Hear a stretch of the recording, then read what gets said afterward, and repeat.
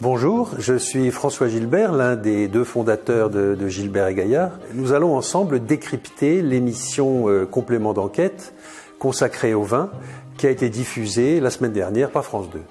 Peut-on avoir confiance dans le vin qu'on achète en supermarché ? Les médailles qui ornent les bouteilles sont-elles bidons ? Une question passionnante qui peut faire débat. Dans un sujet comme celui-ci, on aurait aimé entendre les acteurs directement concernés. Qui sont-ils ?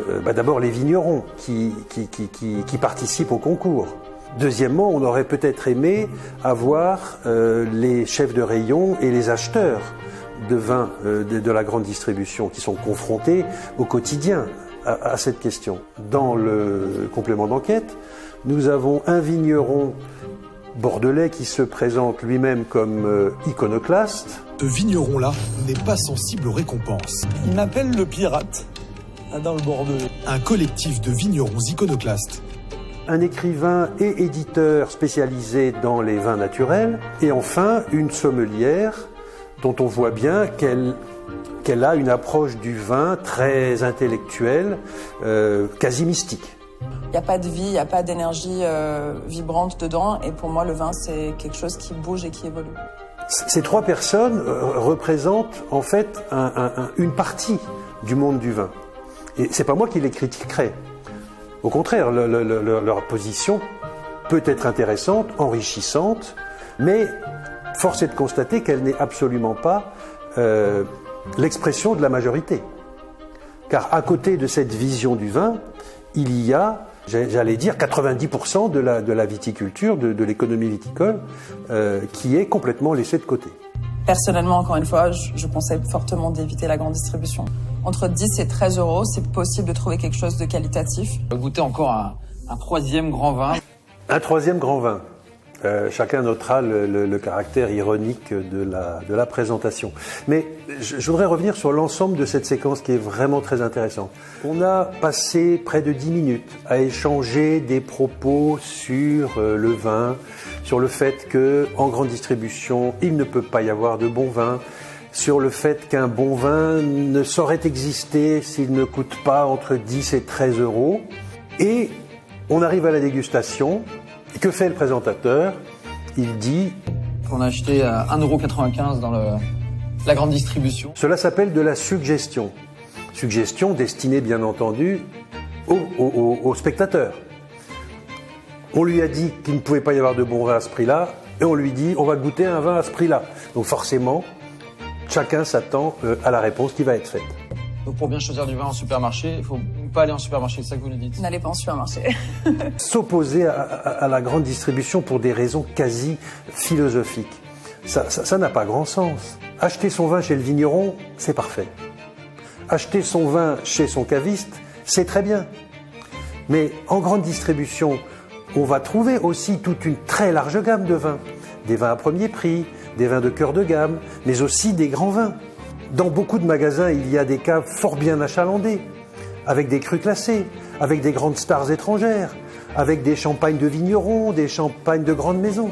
Opposer radicalement les différents types de distribution n'a aucun sens. Je vois pas trop en quoi ces deux vins-là peuvent gagner des médailles d'or. La question qui sous-tend cette émission, en quelque sorte, c'est est-il légitime de médailler des vins à moins de 4 euros ? La réponse est oui. On peut médailler ce type des vins. D'ailleurs, la plupart des concours ne s'en privent pas. La question des vins à moins de 4 ou même 3 euros reste un point fondamental. Alors, ce qu'il faut dire déjà d'entrée, c'est que nous dégustons et médaillons énormément de vins entre 5 et 15 euros, voire davantage. La relation entre le prix et la qualité, n'en déplaise à certains, n'est pas linéaire. Tous les spécialistes le savent.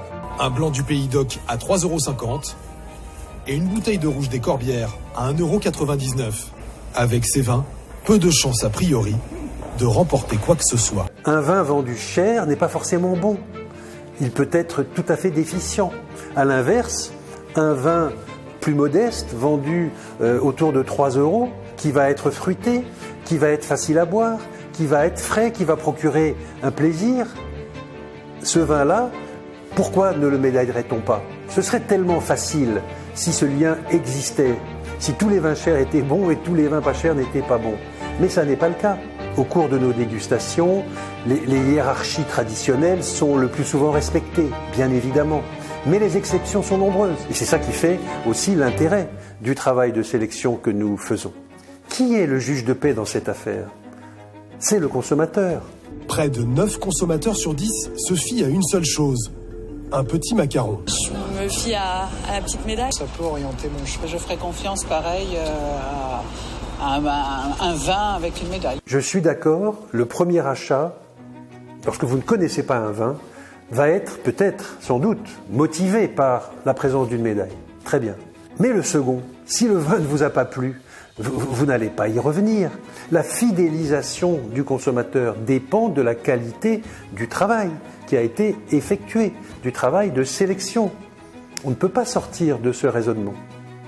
On ne peut pas considérer que le public est un agglomérat de gens ignorants et influençables. C'est trop facile. En envoyant des piquettes imbuvables aux concours les plus prestigieux. On va trouver des vins d'entrée de gamme. Ça peut faire le job.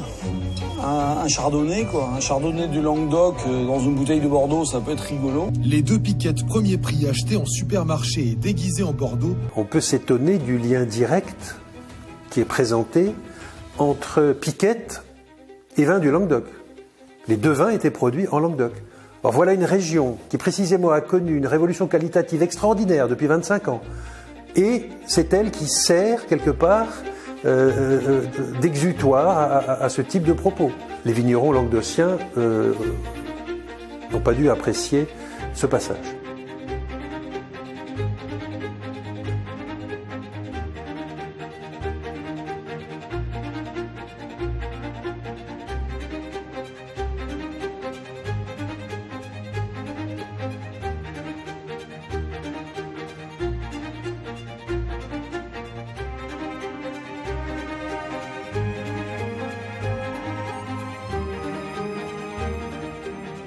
Autre question, pourquoi nous cible-t-on nous et pas les autres?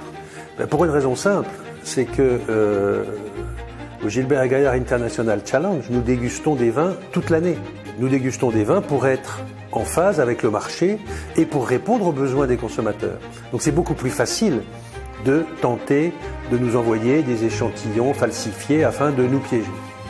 Le champagne au premier prix de Didier Chopin. À aucun moment il ne vient à l'esprit de complément d'enquête que l'échantillon envoyé par ce champenois ait pu être un échantillon légitime et non pas un échantillon frauduleux. Autrement dit, utiliser les mêmes méthodes que celles utilisées par complément d'enquête en présentant de faux échantillons à notre dégustation. Ils peuvent remettre encore plus de médailles s'ils le veulent, avec une opacité qui doit être assez totale. Et là, c'est vraiment du business. Ouais. Alors, cette critique-là, je dois dire, elle est un peu fort de café. Nous dégustons par an entre 15 et 18 000 vins. Tous les résultats sont publiés sur notre site internet, avec les commentaires de dégustation, avec les notes. Chacun peut les consulter. Nous envoyons également ces résultats à des milliers d'importateurs à travers le monde entier. Ils se sont délocalisés à Hong Kong. Et maintenant, ils sont libres de faire ce qu'ils veulent. Car nous sommes un concours international. 60% des vins que nous dégustons chaque année ne sont pas des vins français. Ce sont des vins du monde entier. Pourquoi nous sommes-nous organisés comme cela? Afin de pouvoir concurrencer les critiques anglo-saxons et asiatiques, qui sinon feraient la pluie et le beau temps. J'espère que ce décryptage vous aura été utile, que vous aurez appris des choses et peut-être mieux saisi la complexité du monde du vin. Si vous le souhaitez, vous pouvez nous retrouver sur notre site internet. Et pour les professionnels, nous vous donnons rendez-vous sur les grands salons internationaux qui vont se dérouler en 2024. N'hésitez pas à venir nous retrouver. À bientôt. Merci.